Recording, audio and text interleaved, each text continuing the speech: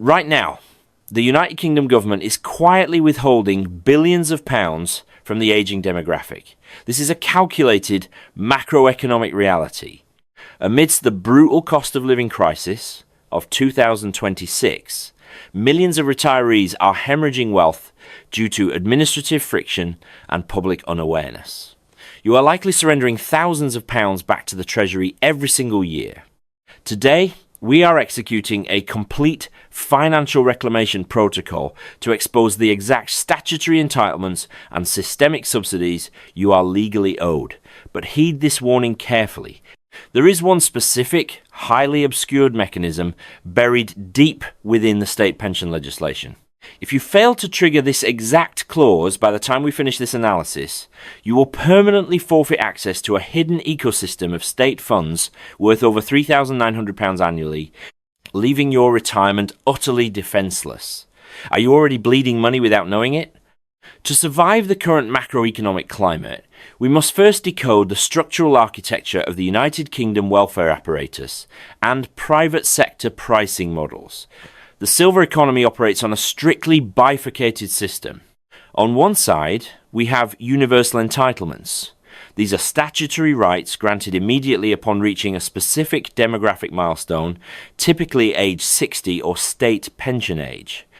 Examples include complete exemption from National Health Service prescription charges and complementary access to the permanent collections of elite cultural institutions like the British Museum or the National Gallery. Under this framework, no means testing is applied. The state or the institution simply absorbs the fiscal burden as a public good. On the other side, we confront the government's increasingly aggressive shift towards means-tested benefits, which are entirely conditional on your baseline income and capital reserves. The absolute most critical pillar here is the pension credit system. This is not a passive handout. It is a rigid fiscal threshold engineered by the Department for Work and Pensions to filter out the broader populace while conditionally sustaining those at the lowest income brackets. Concurrently, the private sector, including railway franchises, major cinema chains like Odeon and Cineworld, and heritage organisations, utilises a macroeconomic strategy known as demographic price discrimination. By deliberately slashing prices for senior citizens during off-peak operational hours, these corporations optimize their yield management and capacity utilization. For the astute retiree, this corporate strategy provides a highly lucrative opportunity for personal fiscal optimization, allowing you to reclaim purchasing power that standard consumers routinely forfeit. You are not begging for a favor, you are actively exploiting a calculated market mechanism. Let us quantify the exact fiscal magnitude of this systemic drain. If you fail to aggressively navigate this bureaucratic labyrinth, the direct financial impact on your household balance sheet is nothing short of catastrophic. We must dissect the demographic stratification to understand precisely where your capital is hemorrhaging.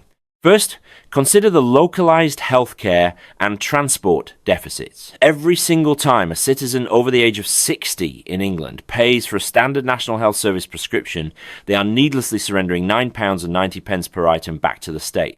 Over a 12-month period, for those managing chronic conditions, this compounds into a severe, unauthorized taxation on your physiological well-being.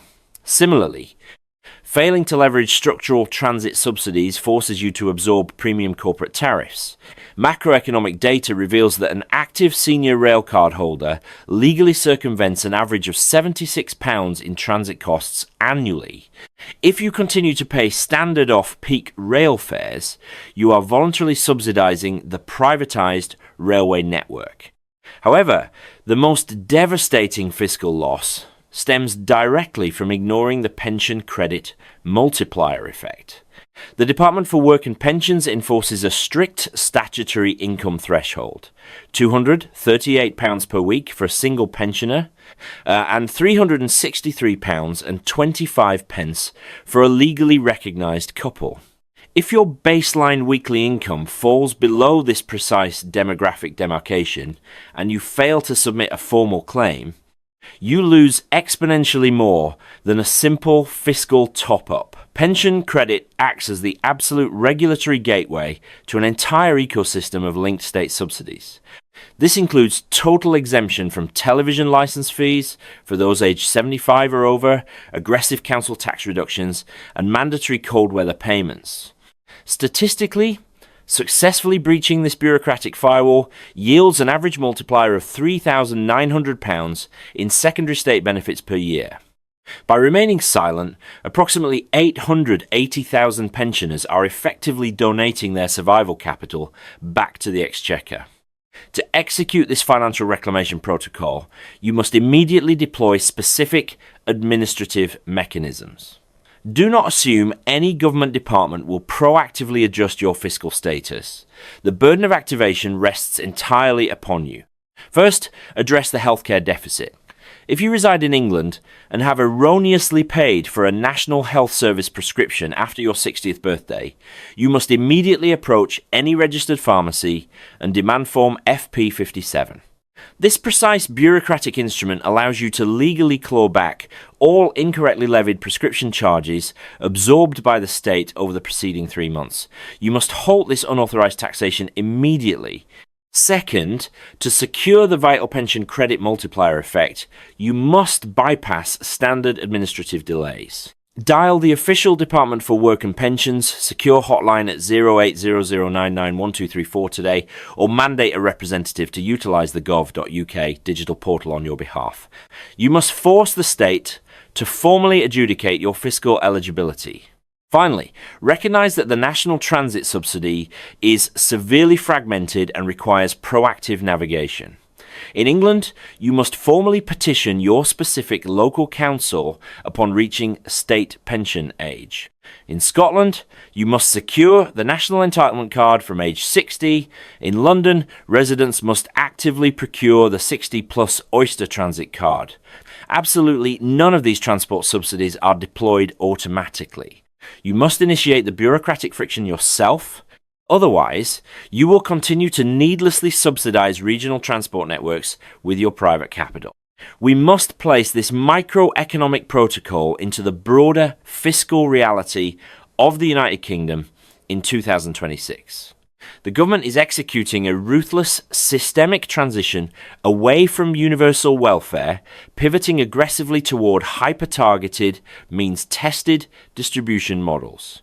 The most glaring manifestation of this macroeconomic shift was the controversial restriction of the winter fuel payment. Previously a universal statutory right for the aging demographic, this vital energy subsidy has now been systematically eradicated for the general populace and locked exclusively behind the pension credit firewall.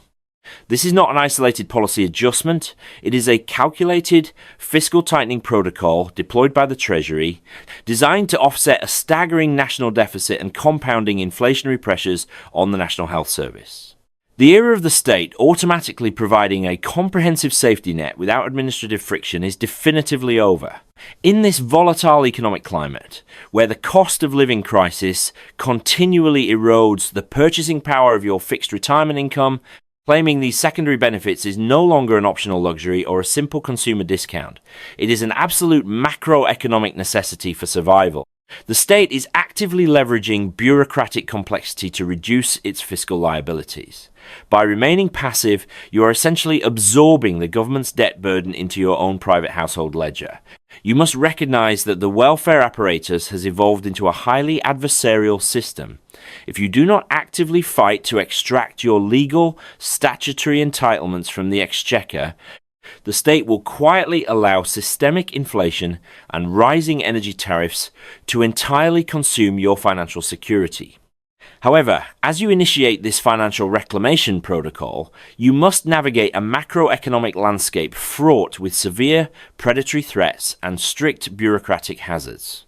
The rapid transition to digital government portals has catalyzed a massive surge in highly sophisticated phishing operations and fraudulent proxy services. Malicious actors routinely construct counterfeit platforms mimicking official government infrastructure, Attempting to levy illegal processing fees for statutory entitlements that are legally 100% devoid of cost, such as the older person's bus pass or the formal pension credit application. Under absolutely no circumstances should you ever transfer capital to a third-party entity promising to expedite these statutory state benefits. The Exchequer and the Department for Work and Pensions will never mandate a processing fee to unlock your legal welfare rights. Furthermore, you must maintain a state of perpetual bureaucratic readiness to enforce your rights in the private sector. Corporate entities operating major cinematic chains like Cineworld or heritage networks such as English Heritage strictly police their demographic price discrimination models. They demand continuous, irrefutable proof of your chronological eligibility. You must safeguard and consistently deploy official, unexpired state-issued documentation, primarily a valid driving license or a legitimate passport. Failing to present this exact bureaucratic evidence at the immediate point of transaction instantly nullifies your demographic advantage, allowing the corporation to legally force you back onto the punitive standard adult tariffs. Unyielding vigilance is your only defense against both criminal exploitation and corporate technicalities. Ultimately, extracting these statutory rights is no longer merely about securing a consumer discount. It is a fundamental, defensive economic duty. Against the relentless macroeconomic pressures of 2026, aggressively reclaiming your legal state entitlements is the only mathematically viable method to secure your household financial perimeter. I must leave you with this critical interrogation. Exactly how much of your hard-earned statutory wealth have you voluntarily surrendered directly back to the Treasury this year, purely due to administrative silence? This systemic information asymmetry thrives in the shadows, and we must initiate immediate intergenerational intervention to destroy it. If you are a younger viewer watching this broadcast, you have a strict moral obligation to conduct a ruthless fiscal audit of your elderly parents or relatives today. Do not let them blindly donate their survival capital back to the state apparatus. Subscribe to this channel right now to continuously receive these critical macroeconomic briefings, and mandate that you share this video directly with anyone over the age of 60 who remains unprotected. We must systematically eradicate this widespread fiscal ignorance. I will see you in the next analysis.